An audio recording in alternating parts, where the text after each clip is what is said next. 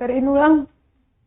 Halo Tribunas, selamat sore. Senang sekali saya Ajeng Hatalea bisa kembali menyapa Tribunas ya setelah sekian lama nih. Oke, apa kabar Anda yang mungkin sudah bergabung di layar monitor kita saat ini ya? Tribun Bastory hadir di kanal YouTube dan juga Facebook fanpage live tentunya ya, langsung dari Studio Tribun Ambon yang adanya di Jalan Jenderal Sudirman, Batu Merah, Sirimau, Kota Ambon, Tribunas. Seperti biasa kalian bisa bergabung ya. Untuk bergabung gampang banget.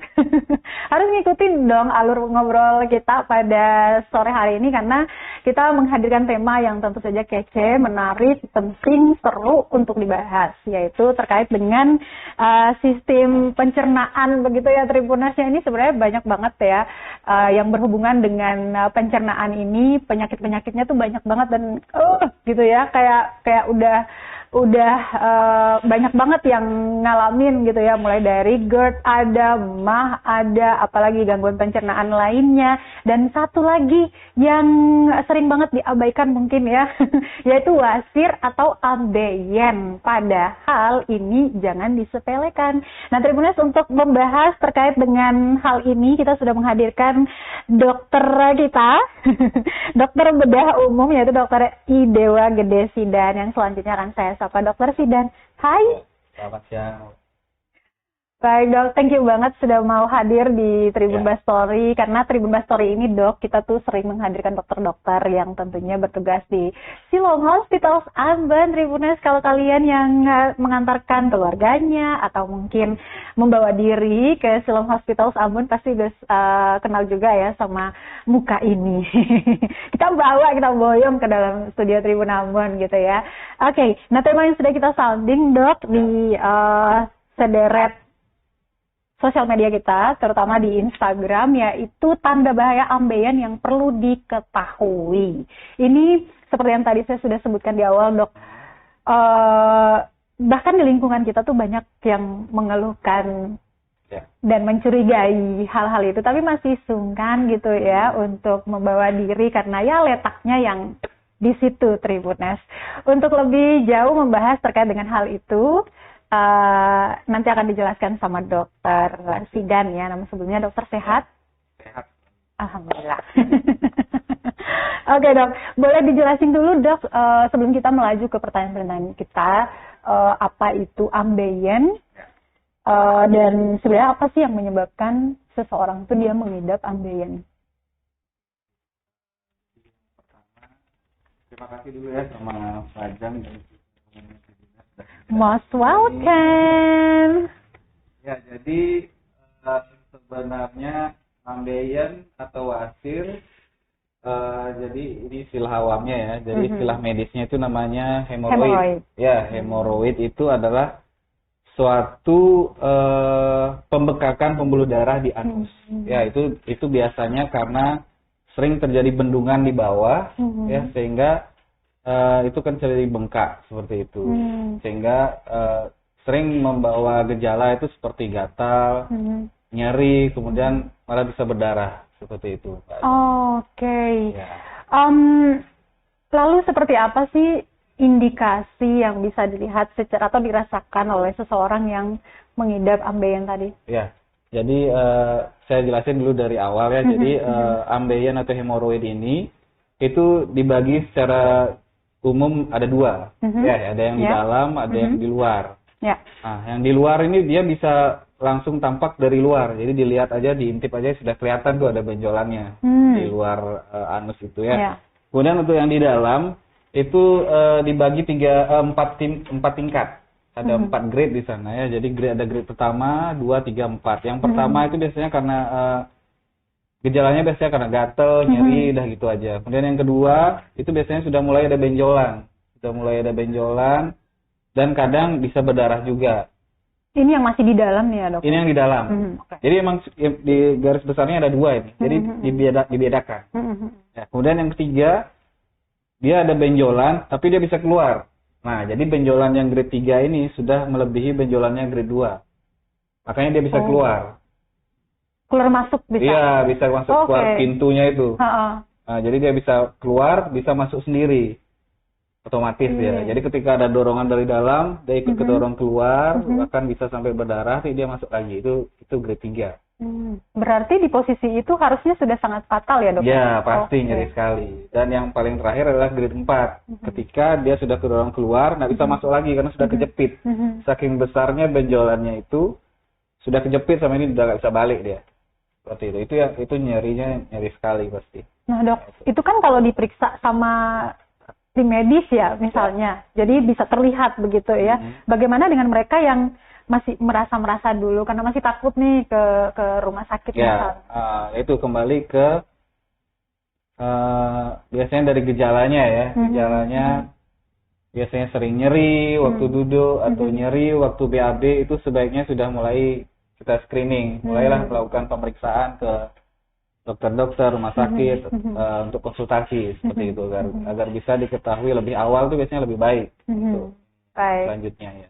Ya, karena Tribuners saya menemukan beberapa rekan begitu ya yang mungkin mengeluhkan hal-hal indikasi yang sama yang tadi Dok sebutkan tadi. Namun karena lagi-lagi nih posisinya yang agak sensitif yaitu di anus gitu ya, orang-orang pada malu gitu ya harus diperiksa dan lain sebagainya. Nah,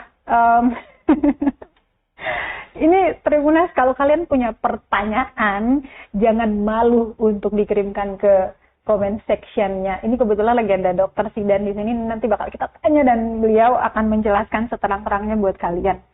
Lalu, baik Dok, lalu dalam kondisi seperti apa seseorang itu yang tadinya mereka mengeluhkan sakit ini anu itu di bawah sana, dalam kondisi seperti apa mereka harus segera kudu mesti nih ke rumah sakit? Ya, rata-rata sih yang saya temui di sini rata-rata sudah grade 3, grade 4 ya. Mungkin karena malu atau takut tahu biasanya, ya karena daerah sensitif ya, jadi mungkin malu untuk konsultasi daerah itu. Tapi untuk di awal sebaiknya ketika kita ada gejala nyeri saat BAB, apalagi BAB-nya campur darah, itu segera konsultasi ke dokter terdekat ya, atau saya gitu ya, bisa. Yes, Tribuners. Nah, kalau di Maluku sendiri nih ya, seperti yang tadi Dok sebutkan, banyak yang datang sudah dalam kondisi yang keluar masuk tadi, yaitu grade 3 sama grade 4. 3 dan 4 biasanya. Iya. Di Maluku sendiri nih ya, yang datang itu apakah mereka sudah melakukan kayak pemeriksaan awal atau gejala yang sampai pendarahan, bahkan salah satunya kan bisa mengakibatkan pingsan gitu ya, Dok? Iya. Jadi karena ini sebenarnya komplikasi dari perilaku kronis kita ya sebenarnya hemoroid ini. Jadi rata-rata datangnya pasti ya selain dengan mungkin malu di awal, jadi ketika tidak ada pilihan baru dia datang ke dokter, seperti yaitu nyerinya hebat, kemudian ada perdarahan. Kemudian kalau perdarahannya terus-menerus berulang kan pasti darah tubuh kita juga berkurang. Nah, itu bisa komplikasi terberatnya ya shock, namanya shock hipovolemik, kurangan darah, pingsan. Bisa seperti itu. Oke. Nah, Tribuners, sekali lagi Dokter Sidan ini bertugas di Siloam Hospitals Ambon. Tribuners, kita akan ngecek lagi bagaimana sih Dokter Sidan menangani pasien-pasien dengan keluhan-keluhan tadi ya ketika datang di rumah sakit Siloam, dan adakah memang fasilitas penunjang untuk penanganan pasien dengan keluhan serupa? Ya, jadi untuk diagnostik ini sendiri pertama ya pasti dari keluhan pasien ya.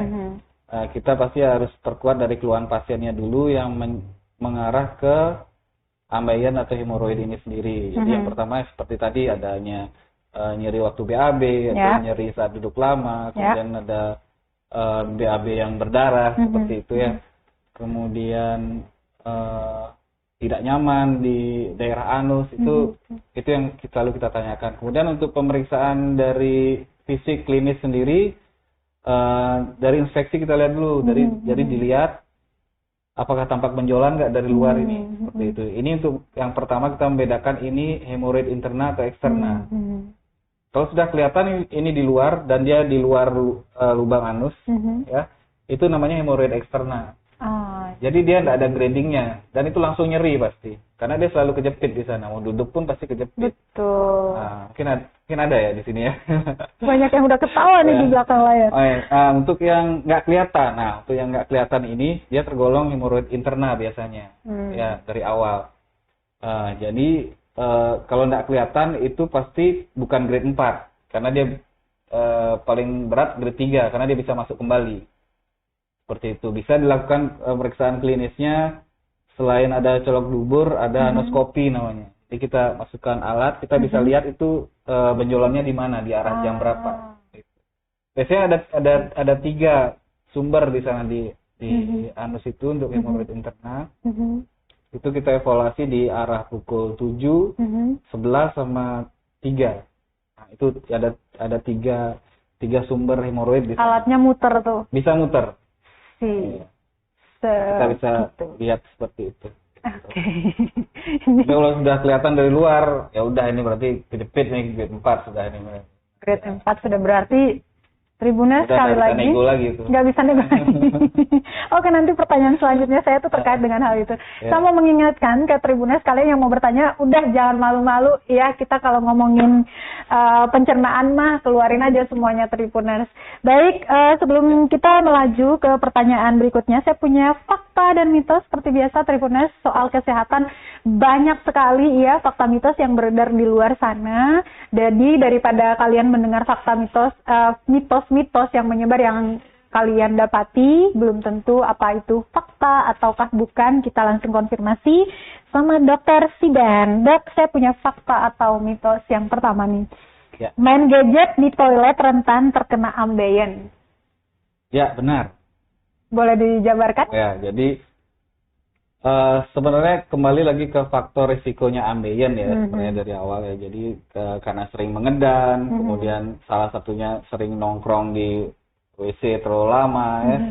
Kemudian bisa karena berat badan berlebih, kemudian kehamilan dan usia tua biasanya. Nah, untuk nongkrong lama pegang gadget itu dengan posisi duduk yang di tempat WC itu yang kebuka, nah itu akan selalu ada tekanan di bawah. Nah, tekanan di bawah sehingga terjadi bendungan di bawah, ya. Dan itu berulang cukup lama. Dengan kondisi kita pegang gadget juga kita nggak akan fokus untuk BAB itu sebenarnya. Betul. Jadi walaupun BAB-nya sudah selesai, kadang kita masih baca atau masih nonton seperti itu. Jadi ada rasa atau keinginan kita untuk mengedan terus seperti itu. Nah, dengan mengedan terus seperti itu terus menerus, itu faktor resiko salah satunya adalah untuk ambeien, terjadinya ambeien. Ya, tapi ini pasti terjadinya sudah lama. Tidak mungkin sehari seperti itu, tidak mungkin ya. Oke, Itu jadi kenapa biasanya untuk ambeien ini di usia 40 ke atas, atau 30 ke atas itu tergantung dari faktor resiko juga. Ya, kalau anak-anak tuh nggak mungkin. Oke, jadi Tribuners sebenarnya masuk di WC itu untuk ngapain gitu? Ya, harus fokus lah. Fokus kalian ya untuk mengeluarkan sesuatu itu memang butuh tenaga dan fokus. Oh, jangan multitasking loh kata dokter. Oke, yang kedua, makanan pedas menyebabkan ambeien. Fakta mitos? Mitos ya. Kenapa mitos? Karena pedas itu tidak berakibat langsung menjadikan ambeien.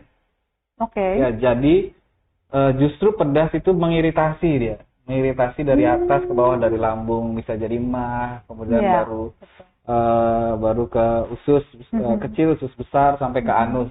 Ya, justru dia seperti seolah-olah alarm dia, karena perih kita langsung di bawah kan. Namanya juga ambeien, benjolan yang kadang luka di bawah, kena sambal ya pedas. Justru di sana kita alarmnya nyala itu. Waduh, kok perih nih di bawah ya, dia ambeien ya, bisa juga gitu. Bukan pedesnya yang bikin ambeien. Oke. Gitu. Jadi itu yang udah ada. Iya, yang udah ada dikasih rasa-rasa ya. Ini lebih jelas lah rasa ambeiennya. Jangan dikasih rasa pedes ya Tribuners ya. Tapi makanan ngaruh ya, Dok? Makanan sendiri ngaruh karena ketika kita kalau sehari-hari ini dari kecil sampai dewasa itu kurang serat biasanya. Nah, otomatis pasti BAB kita tidak teratur. Kenapa nggak teratur? Karena keras BAB. Nah, ketika BAB keras, nah itu yang sering kita mengedan lama, sering nongkrong lama di WC kan karena keras BAB-nya seperti itu. Jadi itulah yang menyebabkan hubungan langsung makanan serat. Serat atau tidak berserat dengan ambeien. Bukan makanan pedas yang bikin ambeien. Oke, biar lancar jaya ya Tribuners ya, jangan makan yang jadi bersyukur tidak yang berserat. bisa habis setiap hari itu. Tepuk tangan. Kayak pagi tuh harus ada yang disetor gitu ya. Oke. Ada satu lagi nih dok, otot perut six pack bisa mencegah ambeien. Fakta atau mitos? Mungkin tidak langsung ya. Kalau tidak langsung apa? Mitos atau fakta itu ya? Di antara. Di antara ya. Ya. Jadi sebenarnya ya itu saya bilang karena sering ada bendungan, sering ada tekanan, dengan hubungannya sama otot six pack itu sama seperti kalau kita fitness, lihat kita orang-orang fitness itu pasti ngelihat kita pakai sabuk besar itu kan. Ya itu tuh menahan tekanan di dalam perut tinggi. Karena kita angkat beban atau apa kan mengedan kita sebenarnya. Itu mengedan namanya. Ketika mengedan itu tekanan dari perut udah tinggi. Tujuan pasang ikat pinggang besar tuh biar nggak hernia dia. Itu tujuannya. Nah, ketika nanti terbentuknya otot perut six pack itu, mungkin dia agak lebih meredam tekanan di dalam perut. Make sense. Ya, jadi berhubungan tapi gimana ya, tidak langsung gitu. Karena ini jauh di bawah, anus di bawah ya. Ketika di atas sudah ditahan tekanannya, ya di bawah juga tekanannya nggak terlalu besar. Itu mungkin dengan olahraga rutin atau ototnya bagus ya resiko ambeiennya sih mungkin lebih kecil. Ya, cuman tergantung ya yang mana dulu nih ototnya seperti itu. Oke, kita balik lagi ke pertanyaan dok. Lalu untuk penderita ambeien baik di grade 1 sampai 4 itu haruskah dioperasi dok? Nah, untuk operasi itu sendiri itu ada indikasi absolut dan non absolut ya. Jadi yang dimaksud dengan absolut itu seperti tadi perdarahan yang terus menerus. Jadi perdarahan tidak ada berhenti. Nah, mungkin kita tontonin kan, nah pasti harus operasi. Yang kedua benjolan yang keluar nyeri. Nah, ini grade 3, kita bicara grade 3. Keluar, masuk, kadang-kadang berdarah karena bergesekan, karena udah benjol, pasti kena gesek terus itu, gampang berdarah. Itu sudah indikasi operasi. Ya, kemudian apalagi yang grade 4 yang sudah kejepit, nggak bisa nego udah ya. Pasti nyeri ya, karena dia sudah nggak bisa masuk, sudah kejepit dia. Seperti itu. Nah, untuk yang non absolut sendiri, kalau sudah terasa tidak nyaman, nyeri itu pilihan. Berarti itu pilihan ya? Pilihan. Bisa tidak operasi, bisa medikamentosa saja dengan obat-obatan bisa. Dan merubah perilaku lah. Habit yang menjadi faktor risiko ambeien itu dirubah. Baik. Tribuners, saya punya pertanyaan selanjutnya. Dengan pilihan tidak dioperasi tadi, apakah ada kesempatan untuk dia sembuh total atau gimana dok? Intinya kalau sembuh total sih, artinya untuk kita tidak operasi, ini harus konsisten nih. Konsisten dengan merubah perilaku kita sendiri. Ya seperti tadi, misalnya kalau untuk grade 2, grade 1 itu masih bisa. Masih bisa untuk tidak operasi. Yang penting, seperti tadi harus makannya tinggi serat, tidak mengedan, tidak lama duduk, ya sama lah kayak duduk di toilet seperti itu ya. Dengan begitu, dengan perilaku yang seperti itu akan berangsur-angsur pembengkakan di bawah itu akan baik seperti itu. Baik, Tribuners, sebelum kita lanjut lagi adakah pertanyaan yang sudah dikirimkan di comment section? Boleh banget, nanti akan kita bahas bersama dengan Dr. Sidan di sini, Tribuners, mumpung lagi ngobrol ya. Karena kalau kita mau ke sana tuh, harus daftar, ada prasyaratannya. Dok, ini mungkin boleh langsung dijelasin aja. Tribuners yang dengan sadar membawa diri ke Siloam Hospital Ambon untuk memeriksakan diri terkait dengan apa yang dicurigainya secara self diagnose seperti itu, dan dia sadar membawa diri ke Siloam, ada prosedur seperti apa yang nanti akan dilewati sampai nanti bertemu dengan dok.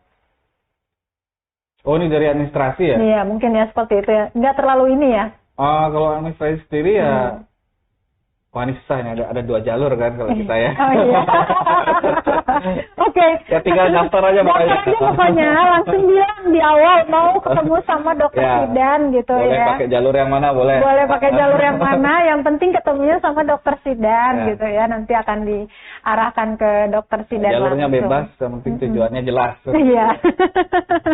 Oke, Tribuners, jadi seperti yang tadi sudah dijelaskan sama dokter Sidan, karena ada kebiasaan-kebiasaan yang dilakukan oleh kita tentu saja yang bisa menyebabkan seseorang mengidap penyakit hemoroid atau ambeien itu. Nah, kebiasaan-kebiasaan itu sering banget ya kita lakukan dan kita lihat orang-orang sekitar pun. Nah, ini sayangnya orang-orang sekitar nih, diingetin lah ya kalau masuk ke toilet itu jangan sembari membawa handphone gitu. Ntar keluarnya lupa cuci tangan, handphonenya dikasih ke orang kemana-mana, Tribuners ya. Ya benar.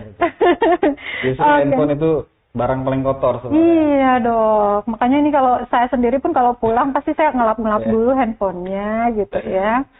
Sembari. Ada lagi kan pertanyaan yang pengen ditanyain dok, kita masih punya satu fakta atau mitos nih, ambeien adalah penyakit orang tua, fakta atau mitos? Kalau dibilang fakta, dia memang paling high risk di usia tua. Ya, kenapa usia tua? Seperti saya tadi bilang, ini adalah komplikasi dari perilaku kita yang sudah lama, makanya sering kelihatannya di usia tua. Seperti entah itu dari remaja kita mulai suka nongkrong, kan?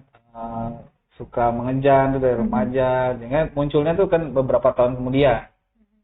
Munculnya di usia tua, pasti di usia remajanya atau usia dewasanya dia sudah mulai perilakunya tidak bagus. Dia kayak numpuk-numpuk gitu ya. Jadi kan bendungannya itu terjadi kronis dia, tidak langsung seperti itu. Satu lagi fakta mitos nih dok, perempuan sangat beresiko kena hemoroid. Ya, itu terkait ke hormonal biasanya, ke hormonal dan kehamilan. Ya, apalagi wanita hamil tuh paling sering, apalagi melahirkan normal kan mengedang. Ya, banyak juga yang pasien-pasien setelah melahirkan datang dengan keluhan hemoroid. Iya, perempuan di sekeliling saya pun tidak bisa. Betul, nggak bisa dihindari kan tapi banyak yang mengeluhkan setelah keluar tuh manusia, ada aja yang ditinggal nyangkut gitu ya. Selanjutnya ambeien. Selanjutnya ambeien. Baik dok, kalau prosedur operasi sendiri di Siloam,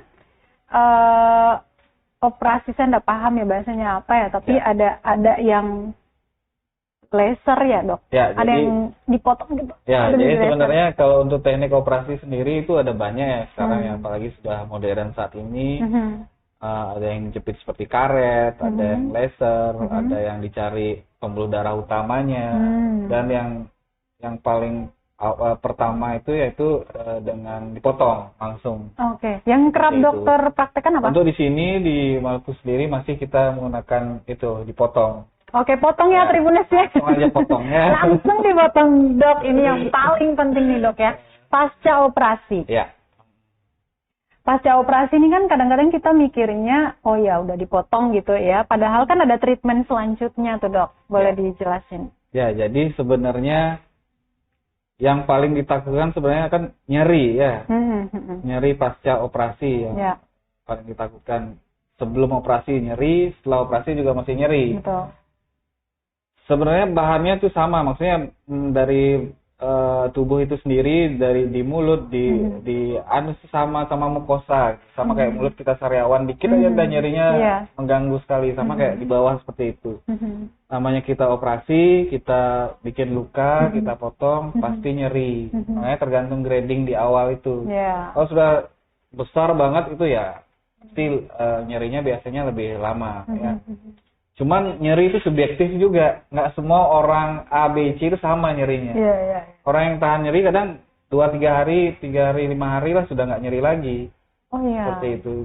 Memang di awal ya kita juga punya dokter anestesi yang baik ya, jadi kita kerjasama sama dokter anestesi dengan pain manajemennya mereka pun nyerinya kita bisa kontrol seperti itu. Untuk treatment pasca operasi memang ada obat-obatan yang harus kita kasih. Ya, yang pertama ya pasti pain management anti nyeri. Kemudian untuk perawatan pembuluh darah itu juga ada. Yang lain, kalau misalnya dia ada riwayat BAB keras, kurang serat, ya terpaksa kita harus kasih pencahar dulu sementara.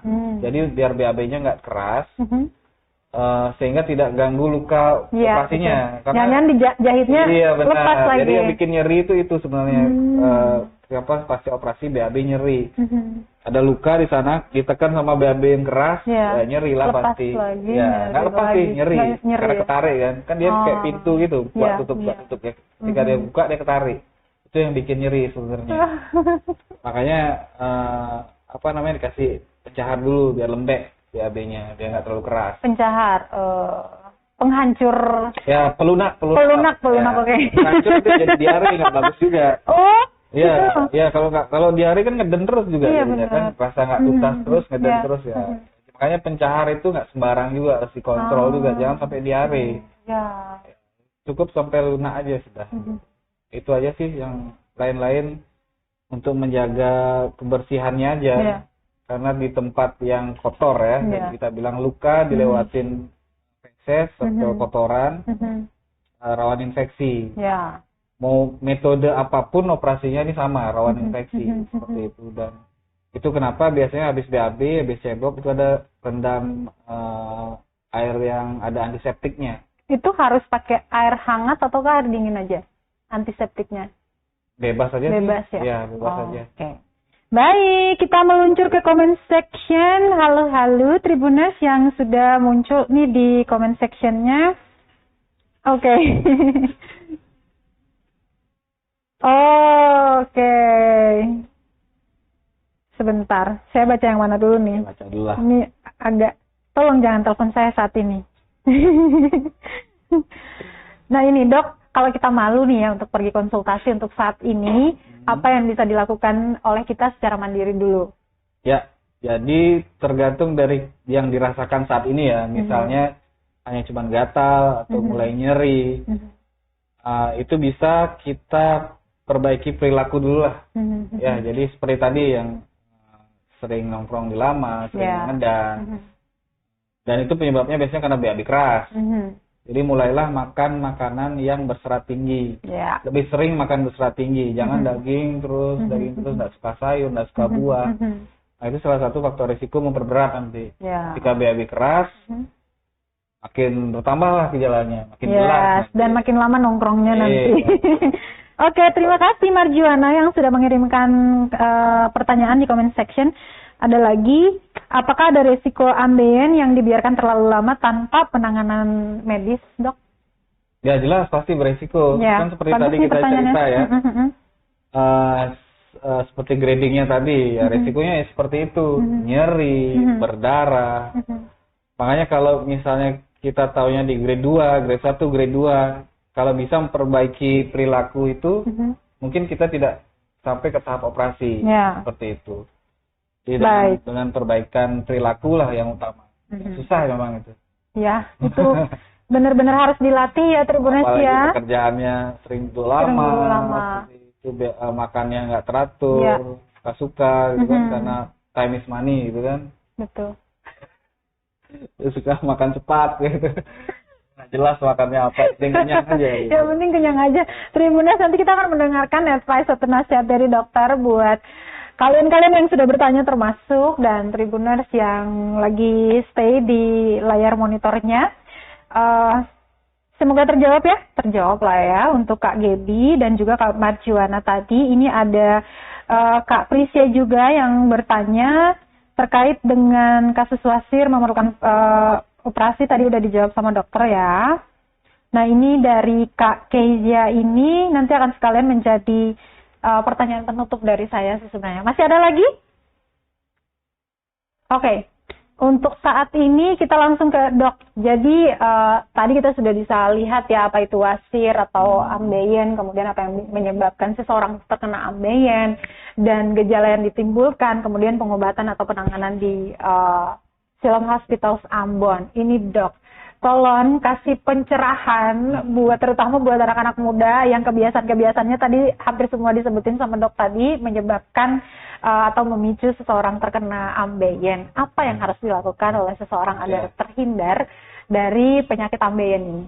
Jadi untuk preventif lah istilahnya, jadi untuk pencegahan, ada suatu pakar yang bilang, biar gampang kita ingatnya ya, satu kata yaitu tone. Ya. T-O-N-E. T-O-N-E. Ya, jadi T yang pertama itu 3 minute. 3 minute itu untuk BAB, untuk pup. Ya, cukup 3 menit aja. Jadi artinya ketika kita ada rasa pertama tuh, misalnya baru bangun pagi itu yang bagus ya, baru bangun pagi, kita minum air putih, ada respon sedikit, kita mules sedikit, itu langsung aja, jangan ditahan-tahan. Biasanya lancar, duduk 1 menit, 2 menit itu udah keluar. Ya, harusnya. Jangan bawa HP lah. Jangan. Kemudian yang kedua, once daily. Ya, jadi sekali aja setiap hari. Nggak usah sering-sering. Kalau sering-sering kan makin banyak resikonya untuk mengedar. Makin sering kita nongkrong di WC. Ya, itu kembali gimana caranya kita once daily ya. Kembali ke kebiasaan kita, makannya bagus, seratnya bagus. Ya. Kemudian yang ketiga N, non-straining. Straining itu mengedar. Nah itu seperti tadi, kalau memang kita BAB bawa HP, bawa koran, majalah, komik, dan lain-lain, itu sering lama. Nah karena lama itu ya itu antara kita mau fokus BAB sama fokus nonton, baca, itu beda. Itu ada namanya saraf otonom, itu simpatis, parasimpatis itu yang kerja. Itu akan mengganggu kita untuk BAB. Seperti itu.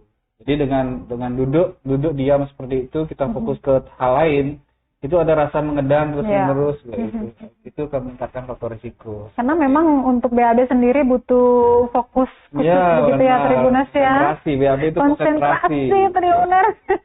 Yang terakhir enough fiber.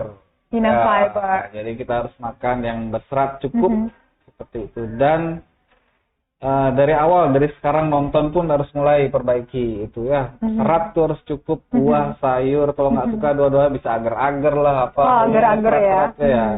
Serat tuh bisa lah. Seperti itu. Oke, jadi Tribuners ingat apa? Ingat tone.